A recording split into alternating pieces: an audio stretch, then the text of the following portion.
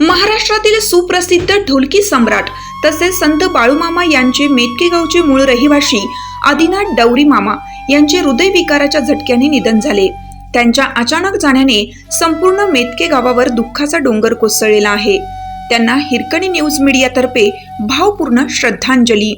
Hirkani news करिता कार्यकारी संपादिका संगीता हुग्गे।